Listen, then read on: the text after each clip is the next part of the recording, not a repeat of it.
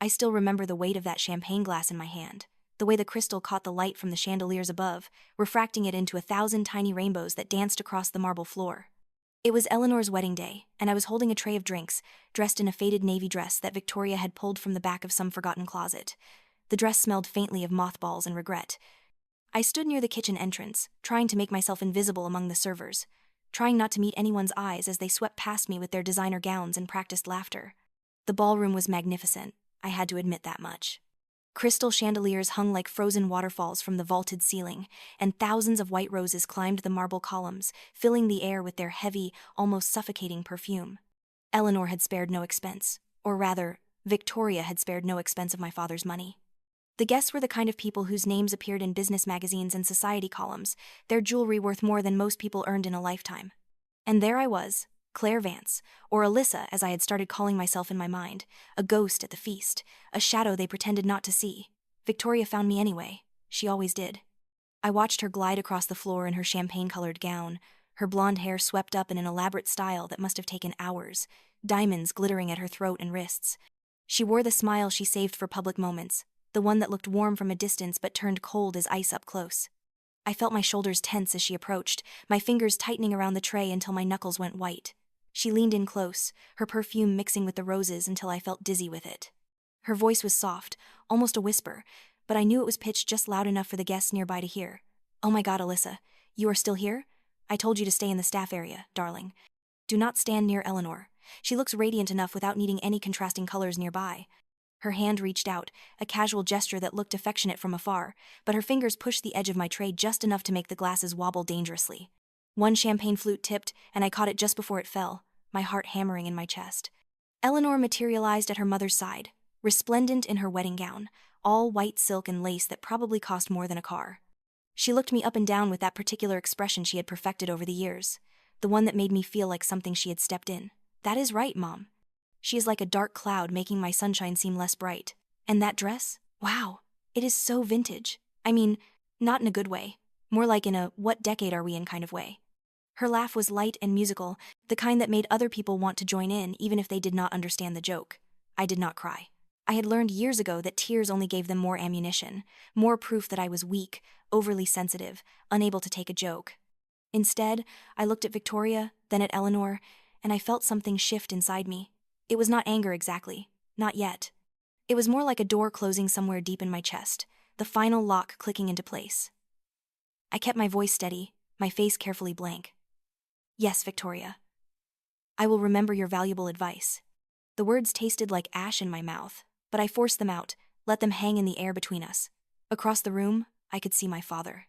Richard Vance stood by the bar, his glass of scotch catching the light just like my champagne flutes had. He was talking to someone, an animated conversation about golf or stocks or whatever men like him talked about at weddings. Our eyes met for just a second, and I saw him see me, saw him register Victoria and Eleanor standing so close to me, saw him understand what was happening. Then he looked away. He raised his glass to his lips and turned his back, continuing his conversation as if I had never existed at all. That hurt worse than anything Victoria or Eleanor could say. That casual dismissal, that practiced indifference, cut deeper than any insult, the guests whispered. I felt their eyes on me, heard the rustle of their judgment. A few of them smiled, not kindly, and one woman deliberately bumped into me as she passed, hard enough to make me stumble. "Sorry, did not see you there." She did not sound sorry at all. I gripped my tray harder and kept my head up, kept moving through the crowd like a boat navigating through ice. Victoria and Eleanor had moved away, satisfied with their work, already laughing about something else. I was just another task checked off their list, another moment of entertainment in their perfect day. That night, I went home to my tiny studio apartment across town, the one I could barely afford even working 2 jobs. I sat on my secondhand couch and stared at the wall until the streetlights came on outside my window. I did not cry then either. I just sat there, feeling the weight of all those years pressing down on me, all those moments of humiliation and dismissal and casual cruelty piling up like stones on my chest. Something had to change. I could not keep living like this, could not keep being the person everyone wiped their feet on, but I did not know how to change it. I did not know where to start. 2 years passed. 2 years of working myself into exhaustion, 2 years of taking extra shifts and saving every penny I could. I had a job at a small logistics company during the day, doing data entry and filing and answering phones for a boss who barely remembered my name. On weekends and some evenings, I worked at Maxwell Aerospace, one of the largest aerospace companies in the country. It was just janitorial work at first, emptying trash cans and vacuuming conference rooms, but I did not mind. The building was beautiful, all glass and steel and ambition, and sometimes late at night when everyone else had gone home, I would stand at the windows and look out at the city lights and imagine a different life. The night everything changed was a Thursday in October. It had been raining all day, one of those cold autumn rains that soaked through your clothes and chilled you to the bone. I had picked up an extra shift, covering for someone who called in sick, and I was exhausted before I even started. But I needed the money. I always needed the money. Victoria had kicked me out of my father's house 3 years ago, the day after I turned 18, and I had been scrambling to survive ever since. I was supposed to be cleaning the executive floor, but I had noticed earlier that one of the conference rooms had been left in disarray after a late meeting. Papers were scattered everywhere, coffee cups left on the table, chairs pushed back at odd angles. I spent an hour putting it back together, organizing the documents into neat piles, wiping down the table until it gleamed. There was a report left open on the table, something about aerospace contracts and logistics chains, and I found myself reading it as I cleaned. It was fascinating, the way they broke down complex supply chains into manageable components, the strategic thinking behind every decision. I did not mean to fall asleep. I had just sat down for a moment, exhausted, my head resting on my arms on that conference table. The report was still in front of me, and I remember thinking I would just close my eyes for a second, just catch my breath before finishing my shift. The next thing I knew, I was waking up to the smell of fresh coffee and the feeling of someone's jacket draped over my shoulders. Robert Maxwell was standing by the window, looking out at the rain-soaked city below. I recognized him immediately. Everyone who worked at Maxwell Aerospace knew what the founder looked like. He was in his late 60s, tall and lean with silver hair and the kind of presence that filled a room even when he was silent. He wore a perfectly tailored suit even at midnight, and there was a cup of coffee steaming on the table next to me, along with a book I had not noticed before. I shot up, nearly knocking over the coffee, my heart racing with panic. "Mr. Maxwell, I am so sorry. I did not mean to fall asleep. I was just organizing the papers and I sat down for a second, and I will finish cleaning right now. I promise this will never happen again." The words tumbled out in a rush, and I could feel my face burning with shame. This was it. I was going to lose this job too, add it to the list of disappointments, give Victoria and Eleanor one more thing to laugh about. But he did not look angry. He turned from the window and looked at me with these sharp, assessing eyes that seemed to see right through all my defenses. He gestured to the chair. "Sit down, Miss Vance. Drink your coffee. You organized those papers by priority and relevance, not just alphabetically. You read the Henderson report." I could hear the wheels turning in my head as I processed that. He knew my name. He had noticed how I organized the papers. He had been watching. I sat slowly, my hands shaking slightly as I picked up the coffee cup. It was perfect, exactly how I liked it, which was impossible because we had never met before. The jacket around my shoulders was warm and smelled faintly of expensive cologne and something else. Something like wood smoke and autumn leaves. Robert Maxwell sat down across from me, his movements deliberate and controlled. He pushed the book toward me. It was a strategy textbook, something about business negotiations and corporate warfare. "Alyssa," he said, and I realized he was using the name I had started putting on my weekend shift applications, not Claire. "You do not need to prove your worth to anyone. Your dedication speaks louder than their cruelty ever could." I felt something crack inside me at those words, some wall I had built up to protect myself. "How did you know?" I started, but he held up a hand. "I know a lot of things, Miss Vance. I know you work 2 jobs. I know you put yourself through community college while working full-time. I know your stepmother is Victoria Sterling, and I know exactly what kind of woman she is because she tried to get my company to hire her daughter last year, and the sense of entitlement in that interview was breathtaking." He smiled then, but it was not a kind smile. It was the smile of a shark who had spotted blood in the water. "I also know that you have been reading every document you can get your hands on while you work here, teaching yourself about aerospace logistics and supply chain management. I have been watching you, Alyssa. I see potential where others see a janitor." Over the next few months, Robert Maxwell became my mentor. He started leaving books for me, first on business strategy, then on leadership, negotiation, aerospace engineering. He would call me into his office late at night after my shift and quiz me on what I had read, push me to think harder, dig deeper, question my assumptions. He was demanding and exacting and sometimes harsh in his criticism, but he was never cruel. He never made me feel small the way Victoria and Eleanor did. He made me feel like I could be more, like I was worth the investment of his time. He moved me out of janitorial work and into an entry-level analyst position, then a mid-level logistics coordinator, then a senior strategist. Each promotion came with more responsibility, longer hours, harder problems to solve. I worked like I had something to prove. Because I did. I worked like my life depended on it. Because it did. I learned to navigate corporate politics, to read people, to anticipate problems before they materialized. I learned to speak the language of power and money and influence. The board of directors started to notice me. Some of them were impressed. Others were suspicious. I heard the whispers, saw the sideways glances. She is moving up too fast. What is her relationship with Maxwell really? Must be nice to have a sugar daddy at the top. I ignored it all, kept my head down and my work flawless. Let them think what they wanted. I knew the truth. There was one incident that crystallized everything. We were in the middle of negotiating a massive contract with the Department of Defense, billions of dollars on the line. Someone on the board, a man named Harrison, who had connections to my father through some business dealings, tried to sabotage the contract. He switched out key documents, altered figures, tried to make it look like our bid was non-competitive. It should have worked. It would have worked if I had not been paranoid enough to keep encrypted backup copies of everything, complete with time-stamped authentications. I walked into that board meeting with my evidence, laid it out calmly and methodically, and watched Harrison's face go white as I systematically destroyed his credibility. Robert Maxwell said nothing during my presentation, just sat at the head of the table with his fingers steepled, watching. When I finished, he looked at Harrison and said 3 words, "Clear your office." Then he looked at me and nodded, just once, and I felt 10 feet tall. That was when Robert told me the truth about his health. He had been sick for over a year, fighting it quietly, refusing to let it slow him down. But time was running out, and he needed to make arrangements. He had no children, no family to speak of, and he had spent his whole life building Maxwell Aerospace into something that mattered. He was not going to let it fall into the hands of people who only saw dollar signs and stock prices. On a cold evening in November, he called me into his office. Outside, the city glittered like a jewelry box, all those lights representing lives and dreams and ambitions. Edward Stone was there, Robert's personal attorney, and the only other person he truly trusted.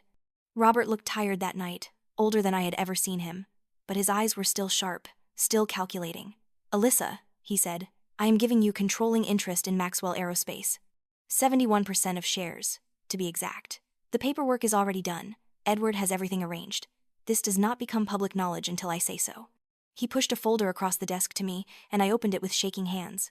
Page after page of legal documents, all of it adding up to more wealth and power than I had ever imagined possessing. "I cannot accept this," I said. But even as the words left my mouth, I knew they were not true. I could accept it. I would accept it. Because this was not just about money or power. This was about everything Victoria and Eleanor and my father had said I would never be. This was proof that I was worth something, that I could be someone who mattered. Robert smiled. "You can, and you will. I have watched you for 3 years now, Alyssa. I have seen you work harder than anyone else in this building. I have seen you turn yourself from a girl who cleaned toilets into a woman who could run a Fortune 500 company. You remind me of myself 40 years ago, hungry and determined and refusing to let anyone tell you what you cannot do. This company needs someone like that. Someone who understands what it means to build something from nothing." He stood up, walked to the window, looked out at his city, his empire. "There is another reason too," he said quietly. "Your stepmother and her daughter tried to destroy you. Your father let them. I have no tolerance for people who crush others out of petty cruelty. This is not just about you being qualified, though you are more than qualified. This is about justice. This is about showing the world what happens when you underestimate someone because you think they are beneath you." The next few months were a whirlwind of preparation. Robert taught me everything he knew about running Maxwell Aerospace, introduced me to key players, made sure I understood every aspect of the business. Edward Stone became my shadow, always there with legal advice, handling the paperwork, making sure everything was airtight. We kept it all secret, a bomb waiting to go off. During this time, I reconnected with Sarah, my friend from community college. She was one of the few people who had stuck by me through everything, who had seen me at my lowest and never judged. When I told her what was happening, she laughed and cried at the same time. "Finally," she said, "finally you get what you deserve." She became part of my inner circle, someone I could trust completely in a world where trust was a rare commodity. The invitation to Eleanor's wedding arrived in March. Yes, another wedding. This one was to some investment banker whose family had connections and money, exactly the kind of match Victoria would orchestrate. The invitation was addressed to Miss Claire Vance, not even Alyssa, and there was no +1. It was another slight, another reminder that I was barely tolerated, invited only because completely excluding Richard's daughter might raise eyebrows. Robert saw the invitation on my desk. His eyes lit up with something that might have been mischief if it had been in anyone else. "Perfect timing," he said. I looked at him, confused, and he smiled. That smile that made board members nervous. "I have been saving something for a special occasion. I think Eleanor's wedding will do nicely." The night before the wedding, Robert called me to his office one last time. He looked frail now, the illness finally showing in the lines of his face, the way he moved carefully like his bones might break, but his mind was sharp as ever. "Tomorrow, everything changes," he said. "Tomorrow, the world finds out who you really are." He handed me a garment bag. I opened it to find the most beautiful suit I had ever seen. Midnight blue with subtle pinstripes, cut to perfection. "I had it made for you," he said. "For the day you no longer have to apologize for being powerful." I tried to thank him, but the words caught in my throat. He held up a hand. "Do not thank me. Just promise me you will never let anyone make you feel small again. Promise me you will use this power to build something that matters, to help people who are where you were. Promise me you will never forget what it felt like to be underestimated." I promised. I meant it. Eleanor's wedding was even more extravagant than the first one, if that was possible. The venue was a historic mansion on the outskirts of the city, all columns and marble and manicured gardens. The guest list read like a who's who of business and society. Victoria was in her element, holding court, accepting compliments on her daughter's brilliant match. Eleanor floated through the crowd in a dress that probably cost more than most people's annual salary, all smiles and gracious acceptance of well wishes. I arrived late, deliberately. I wore the midnight blue suit Robert had given me, paired it with heels that added 3 inches to my height, and had my hair styled in a sleek updo that took 2 hours at a salon that catered to executives and celebrities. My jewelry was understated but real, pieces I had carefully selected for exactly this moment. Sarah walked in with me on one side, Edward Stone on the other, both of them dressed to kill, both of them ready for whatever came next. The noise in the ballroom dropped noticeably as we walked in. I felt eyes turn toward us, felt the weight of attention shift. Victoria spotted me first. I watched recognition flash across her face, followed by confusion, then the familiar contempt. She excused herself from her conversation and made her way toward us, Eleanor trailing behind like always. "Good Lord, Alyssa," Victoria's voice dripped with false sweetness. "You came too? That is so sweet of you to want to witness Eleanor's special day. But darling, you really should not have come alone like this. It looks a bit pathetic, standing there by yourself." She reached out as if to touch my arm, to steer me away from the VIP area toward the margins where I belonged. I smiled. It was not a nice smile. "Hello, Victoria. I am not here to witness anything. I am here to watch a performance." My voice was calm, steady, nothing like the uncertain girl who had held champagne flutes with shaking hands 2 years ago. Victoria's eyes narrowed. She took a step closer, clearly intending to physically move me if necessary. That was when we heard it. The sound of helicopter rotors, growing louder, drowning out the string quartet that had been playing in the corner. The massive doors to the garden swung open, and wind rushed in, scattering flower petals across the marble floor, disrupting carefully arranged centerpieces, making everyone's hair and clothes whip around. A man in a crisp pilot's uniform walked in, navigating through the chaos with military precision. He walked past Victoria without a glance, past Eleanor who stood frozen with her mouth open, past all the confused and curious guests, and stopped directly in front of me. He gave a sharp, respectful nod. "Miss Vance, the helicopter is ready. Mr. Maxwell is waiting for you at the downtown headquarters." The ballroom erupted. Cameras came out, phones held high, capturing every second. Richard, my father, stood near the bar, his champagne glass slipping from his fingers to shatter on the floor. His face had gone absolutely white. Victoria looked like she had been struck by lightning, her carefully maintained composure cracking into something ugly and desperate. "Excuse me," Victoria sputtered, "you have the wrong person.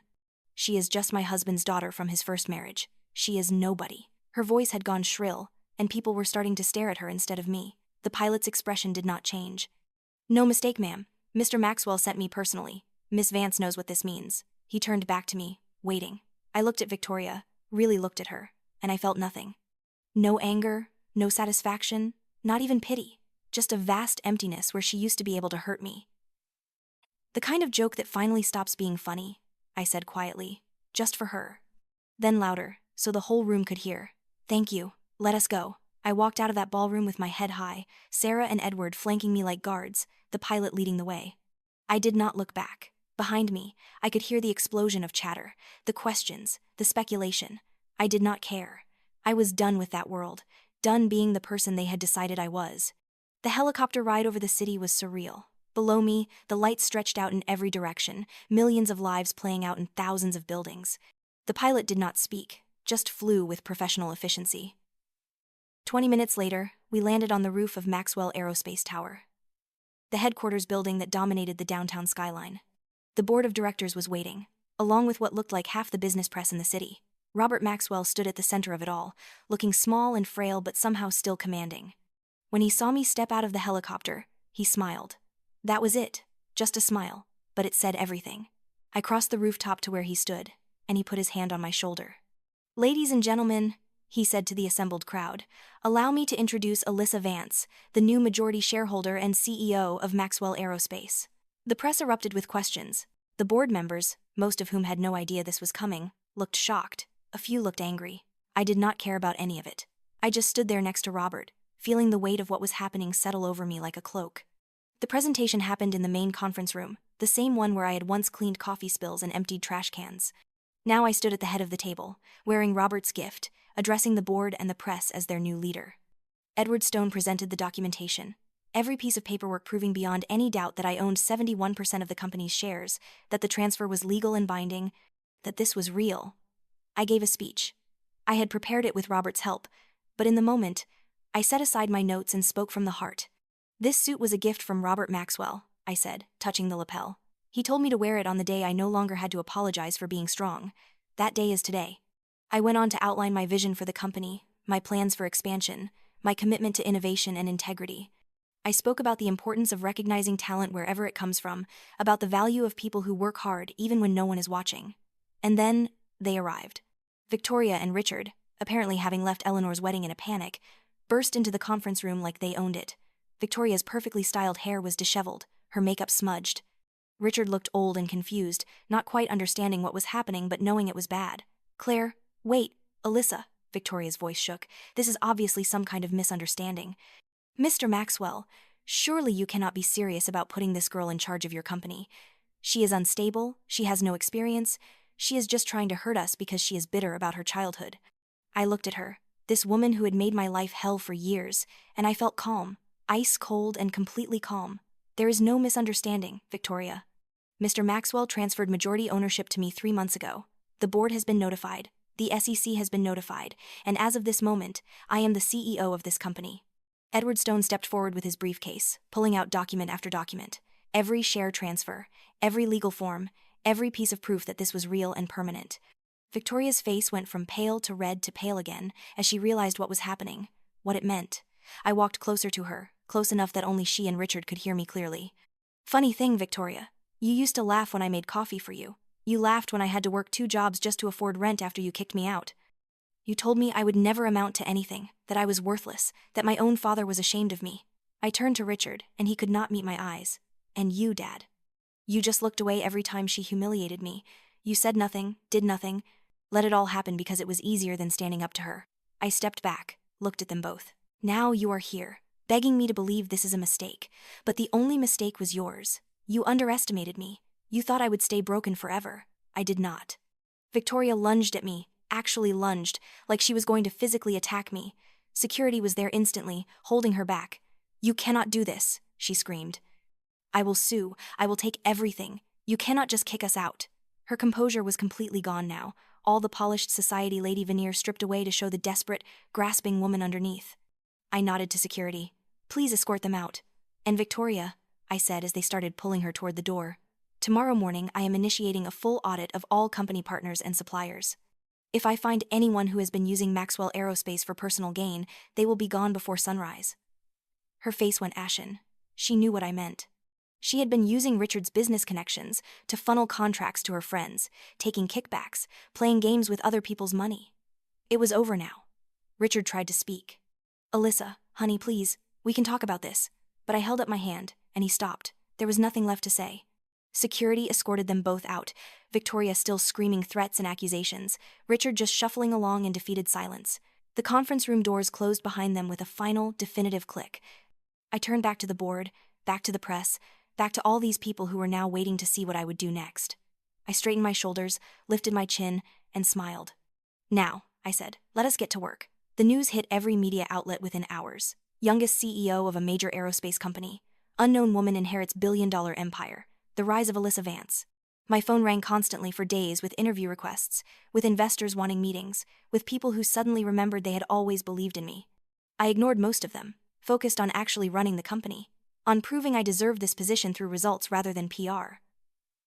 The morning after my announcement, Victoria Sterling disappeared. Not physically, but she withdrew from public life entirely. Rumors spread fast in social circles. Some people said she had embezzled money from Richard and fled. Others said she was planning a legal challenge to my position. The truth, as I eventually learned, was simpler and more pathetic. She had indeed drained Richard's accounts and run, leaving him with nothing but debt and humiliation. All those years of manipulation and cruelty, and in the end, she abandoned him the moment things got difficult. 3 weeks after my appointment as CEO, Richard came to my office. My assistant tried to turn him away, but I told her to let him in. He looked terrible, like he had aged a decade in a matter of days. His expensive suit hung loose on his frame, and there were dark circles under his eyes. He stood in front of my desk, this man who was supposed to be my father, and I saw him clearly for the first time. Not as a parent, not as someone I needed approval from, but as a weak, cowardly man who had made terrible choices. "Alyssa," he said, and his voice cracked, "I do not have anywhere to go. Victoria took everything. The accounts, the investments, everything. I know I do not deserve to ask, but I need help." I leaned back in my chair, the leather creaking softly. This office had once belonged to Robert Maxwell. Now it was mine. The desk where he had sat, the window where he had stood looking out at the city, the books lining the walls. All of it was mine because he had believed in me when no one else did. "Why now, Dad?" I asked. "Why are you here now?" He collapsed into a chair without being invited. "I saw the video of you leaving Eleanor's wedding. Saw you get into that helicopter like you owned the world. You looked free." He rubbed his face with both hands. "I never thought you would amount to anything, Alyssa. I am sorry, but that is the truth. Victoria convinced me you were worthless, and I believed her because it was easier than fighting. I chose her over you every single day, and now I have nothing." I waited, letting the silence stretch out between us. He looked up at me, and I saw desperation in his eyes. "Can you forgive me? Can you help me? Freedom has a price, Dad. My price was losing your approval, your support, everything a daughter should have from her father. I paid that price years ago." I got up, walked to the window, looked out at the city that was now mine to navigate. "You do not deserve forgiveness. You never stood up for me, never protected me, never even acknowledged what Victoria and Eleanor were doing to me." I turned back to face him. "But I deserve peace. I deserve to not carry anger around like a weight anymore. So no, I will not give you money. I will not bail you out or fix the mess Victoria made, but I will not destroy you either. I will just let you face the consequences of your choices." "What does that mean?" he asked, and he sounded like a child, lost and confused. "It means you leave my office now. It means you figure out your own life, just like I had to figure out mine when I was 18 and you let your wife kick me out. It means I am done with you, but I am not going to spend energy hating you. You are simply no longer relevant to my life." He left without another word. I watched him go, this broken man who had never been much of a father, and I felt nothing. Not satisfaction, not sadness, just a kind of hollow relief. That chapter was closed. I did not need closure from him because I had already given it to myself. The months that followed were transformative. I threw myself into running Maxwell Aerospace, made bold moves that some called reckless and others called visionary. I secured contracts that had seemed impossible, formed partnerships that opened new markets, invested in research that pushed the boundaries of what aerospace could be. The company's value increased by 40% in my first year. The board members who had been skeptical became believers. The ones who continued to doubt quietly resigned or were pushed out. I worked with Edward Stone to establish a scholarship fund for young people from difficult backgrounds, kids who had potential but no resources, who were working multiple jobs while trying to get an education. I called it the Maxwell Rising Fund, and it became my proudest achievement. Every time I saw a recipient's face when they learned they had been selected, every time I read about someone who used that scholarship to transform their life, I felt like I was repaying the gift Robert had given me. Robert himself passed away 6 months after I took over. He went quietly in his sleep, which was more peace than he probably deserved, but exactly what I would have wished for him. I spoke at his funeral, told hundreds of people about the man who had seen potential in a janitor and decided to do something about it. I told them about his sharp mind and sharper wit, about his intolerance for laziness and his appreciation for determination. I did not tell them about the late-night conversations where he had become the father figure I had never had, where he had taught me not just about business but about dignity and self-worth. Those memories were mine alone. Sarah became my chief of staff, the person I trusted to tell me when I was wrong, to keep me grounded when success threatened to make me as terrible as the people I had escaped from. She never let me forget where I came from, what I had overcome. When I got too focused on business and forgot about the human side, she reminded me. When I was too kind to people who were trying to take advantage, she protected me. She was the sister I had never had, the family I chose instead of the one I was born into. One evening, about a year after everything changed, I stood on the roof of Maxwell Aerospace Tower, the same place where the helicopter had landed that first night. The sun was setting, painting the sky in shades of orange and gold and deep purple. The city spread out below me, alive with lights and movement and possibility. My phone buzzed with a message from an unknown number. I opened it, expecting spam or maybe another reporter trying to get an exclusive. The message said only, "I am proud of you, RM." I stared at that message for a long time, my vision blurring with tears I had not expected. Robert Maxwell was gone, but somehow this message felt real, felt like something he would have arranged before he died. A final gift, a final confirmation that I had done what he had hoped I would do. I typed back, even knowing no one would receive it. "Thank you for seeing me. Thank you for everything." I put the phone away and turned back to the sunset. The wind was strong up here, whipping my hair around my face, but I did not mind. I thought about that girl at Eleanor's first wedding, clutching a champagne tray with white knuckles, wearing a dress that smelled like mothballs, trying to disappear. I thought about how she had felt so small, so worthless, so completely convinced that Victoria and Eleanor and Richard were right about her. I whispered into the wind, letting my words get carried away into the evening air. Never again. It was a promise and a declaration, and a closing of a door that had been open for too long. Never again would I let anyone make me feel invisible. Never again would I apologize for taking up space. Never again would I shrink myself to make other people comfortable.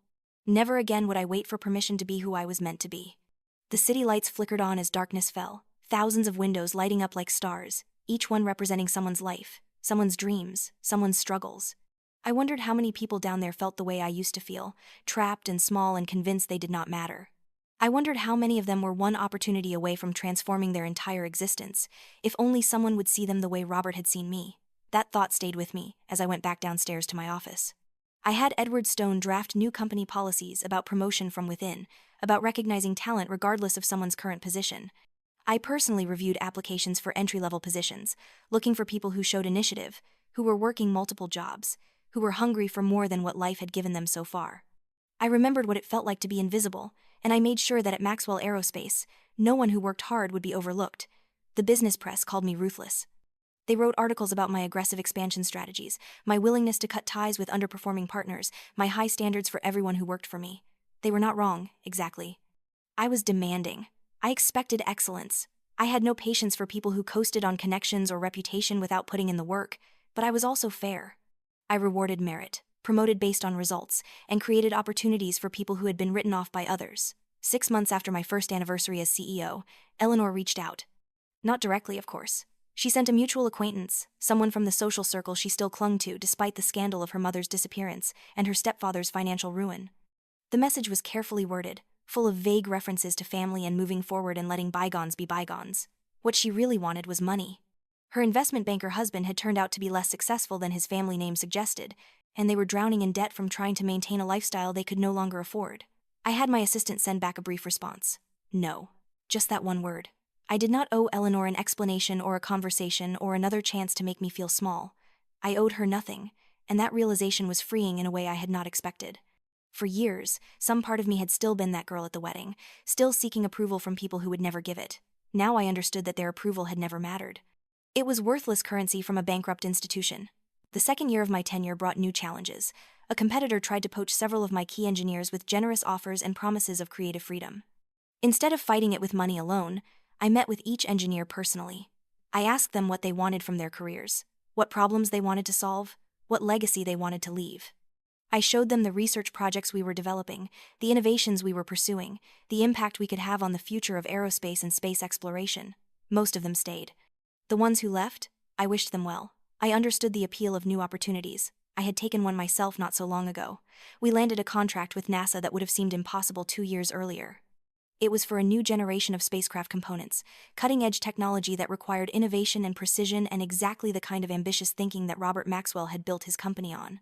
When the announcement went public, the stock price jumped 15% in a single day.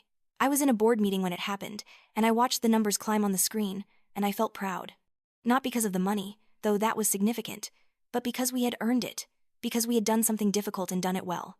That evening, I went to visit Robert's grave for the first time since the funeral.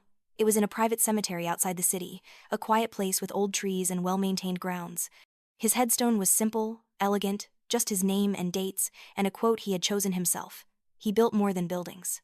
I sat on the grass next to it, not caring that my expensive suit would get dirty, and I told him about the NASA contract.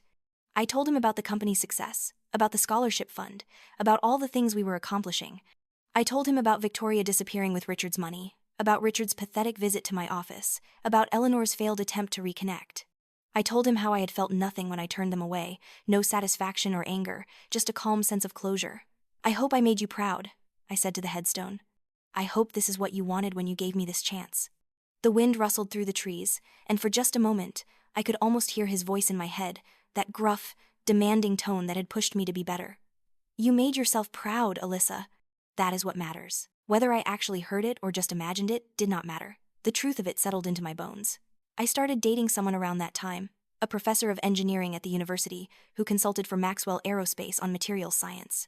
His name was Michael, and he was brilliant and kind and had no interest in my money or position. He liked me because I could keep up with his technical explanations, because I asked good questions, because I laughed at his terrible jokes. It was the first relationship I had been in where I felt like an equal, where I did not have to shrink myself or hide parts of who I was. Michael knew about my past, about Victoria and Eleanor and everything I had overcome. I told him one night over dinner, expecting pity or awkwardness. Instead, he just nodded and said, "That explains why you are the way you are. You had to become strong because no one else would be strong for you." It was not pity, it was understanding. It was seeing me clearly and not turning away. The third year brought international expansion. We opened offices in 3 countries, formed partnerships with aerospace agencies around the world, and began developing technology that could revolutionize satellite communications. I traveled constantly, lived out of hotels and conference rooms, spent more time in the air than on the ground. It was exhausting and exhilarating, and exactly what I had dreamed about during those late nights when I was cleaning offices and teaching myself from textbooks Robert left for me. Sarah kept the company running smoothly when I was gone, proving again and again why I had chosen her as chief of staff. Edward Stone handled the legal complexities of international business with his usual meticulous precision. Together, the 3 of us formed a team that was greater than the sum of its parts. We trusted each other completely, and that trust was the foundation everything else was built on. I was in Tokyo for a conference when I got the call about Richard. He had died of a heart attack, alone in a small apartment on the wrong side of town. The police found my business card in his wallet, the only emergency contact he had listed. They asked if I would claim the body, arrange for a funeral. I sat in my hotel room overlooking the Tokyo skyline, holding the phone, feeling absolutely nothing. I paid for a simple cremation and a small memorial service. I did not attend. Instead, I sent flowers with a card that said only, "You were my father." That should have meant something. I did not cry for him. I had already mourned the father I wished I had, and that grief had been processed years ago. The man who died was just someone I used to know, someone who had chosen to be irrelevant to my life. I felt guilty briefly for feeling nothing, but then I let that guilt go too. I did not owe him my grief any more than I had owed him my forgiveness. Eleanor sent a message after Richard's death, a long, rambling email about family and forgiveness, and how we were all each other had left now. She asked if we could meet, talk, maybe rebuild some kind of relationship. I read the email twice, looking for any sign of genuine remorse or understanding. All I found was neediness and entitlement, the same things that had always defined her. I deleted it without responding. Maxwell Aerospace's 5th anniversary under my leadership was marked by a massive celebration. We rented out the ballroom of the city's most prestigious hotel, the same one where Eleanor's first wedding had been held. It was a deliberate choice on my part, a way of reclaiming a space that held painful memories. The event was black tie, attended by business leaders and politicians and celebrities, everyone who mattered in our industry and beyond. I wore a custom gown, midnight blue like the suit Robert had given me, but this one glittered with tiny crystals that caught the light like stars. My hair was swept up in an elegant style, and I wore jewelry that would have made Victoria's eyes pop out of her head. But more than the clothes or the jewelry, I wore confidence. I wore the knowledge that I belonged in that room, that I had earned my place through hard work and intelligence, and refusing to give up. Sarah stood beside me as guests arrived, looking elegant in a silver gown, keeping up a running commentary that made me laugh. Look at Morrison trying to suck up after he said you would fail within 6 months. Oh, and there is Chen, who definitely tried to sabotage our Tokyo deal. Smile and wave, smile and wave. She had become more than my chief of staff. She was my best friend, my sister in all but blood, the person who knew all my secrets and loved me anyway. Michael was there too, handsome in his tuxedo, proud but not possessive. He understood that this was my night, my achievement, and he was content to support from the sidelines. We had been together for over a year by then, and there was talk of the future, of maybe making things more permanent. I was not ready for that yet, but I was getting there. Learning to trust someone with my heart after it had been broken so many times took time. I gave a speech that night, standing at the podium looking out at hundreds of faces. Some of them had believed in me from the start. Others had doubted and been proven wrong. All of them were here now, celebrating what Maxwell Aerospace had become. I talked about innovation and perseverance, and the importance of investing in people. I talked about Robert Maxwell's legacy and my commitment to honoring it by pushing boundaries and taking risks. Then I said something I had not planned. I want to talk about a different kind of investment. 5 years ago, I was working as a janitor in this company, invisible to most people, dismissed by everyone who knew my background. Someone saw past that.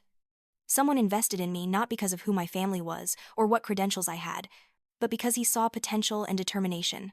That investment changed my life. It gave me a chance to become who I was meant to be. The room was completely silent, everyone listening.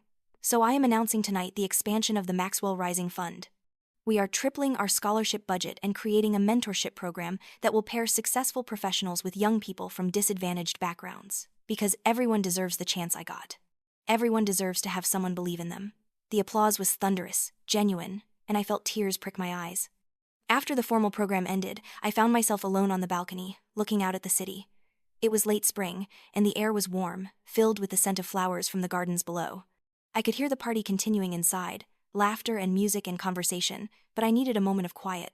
I thought about the girl I used to be, standing in a ballroom like this one with a tray of champagne glasses, wearing a dress that did not fit right, trying not to exist. I thought about all the moments of humiliation and pain, all the times Victoria and Eleanor had made me feel worthless, all the times my father had looked away. Those memories were still there, still part of my history, but they did not have power over me anymore. They were just things that had happened, part of the path that had led me here. What would you tell her? Michael's voice came from behind me. He had followed me out, knowing I might need company but not wanting to intrude. If you could go back and talk to that girl at the wedding, what would you say? I thought about it, really thought about it. I would tell her that it gets better, that she is stronger than anyone knows, including herself. That the people who hurt her are wrong about her worth, and someday she will prove it. I paused, then smiled. But mostly, I would tell her to document everything, keep records, trust her instincts, and never, ever, let anyone make her believe she is small. Michael laughed and put his arm around me. I think she figured that out on her own eventually. She did, I agreed. But it would have been nice to know sooner. We stood there together, looking out at the city where I had rebuilt my life, where I had gone from invisible to unforgettable. Somewhere out there, Victoria was living whatever life she had run away to, probably still convinced she had done nothing wrong. Eleanor was struggling with the consequences of a lifetime of entitlement. Richard was gone, his legacy a cautionary tale about weakness and wrong choices. And I was here, standing in the wreckage of what they had tried to make me, and the triumph of what I had made myself. I was the CEO of a billion-dollar company. I was a mentor to dozens of young people. I was in a healthy relationship with someone who respected me. I was free. The wind picked up, tossing my hair, making my gown ripple like water.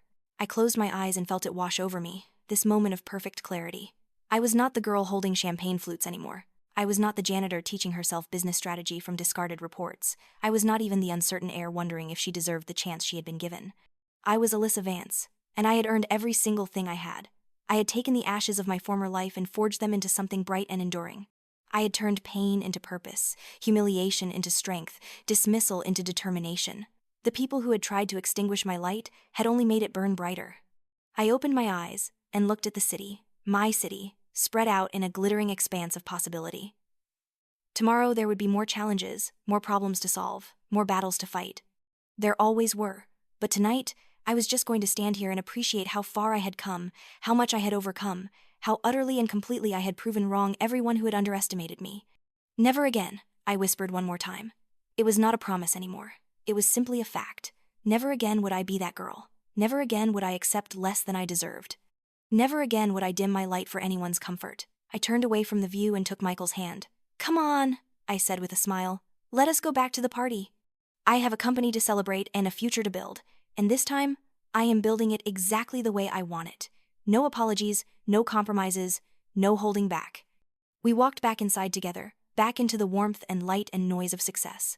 The doors closed behind us, shutting out the past and opening up to everything that lay ahead. I did not know exactly what that future would hold, but I knew one thing with absolute certainty. It would be extraordinary, because I was extraordinary, and I had finally stopped apologizing for it.